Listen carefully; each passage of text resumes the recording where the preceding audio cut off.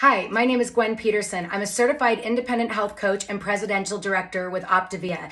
This is part 3 of my constipation and gas video because this is kind of a hot topic for people that start putting protein in their body when they've normally been carbohydrate driven and they get constipated. It happens on our program, on almost any program where you're upping the protein to a correct amount to stabilize your muscle mass.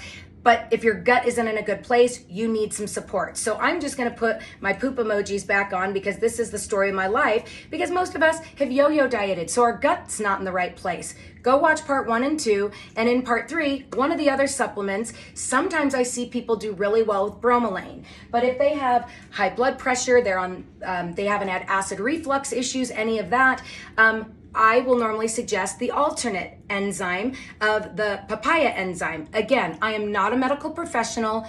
Consult with your medical professional before you take any type of a supplement. I'm just showing you what has worked for me. So for some of the people that don't do well with the bromelain, they'll find that the papaya enzyme will bring up those enzymes to lower the acid to stop the constipation, because what we know is if you're somebody that's dealt with acid reflux, every time you eat, because you have low enzymes, the stomach still has to break the food down. And so by default, it's pumping out acid to break down that food. And you know, if you put a piece of meat in your driveway and threw acid on it, it would totally wrinkle, shrivel up, and that's what's going on in your gut. So what I do is I like to ask people, do you have acid reflux issues? If they do, I suggest for them to consult with their medical practitioner to talk about using bromelain or a good enzyme. And if they don't, I like to suggest they start with the papaya. And then I talked in the other video,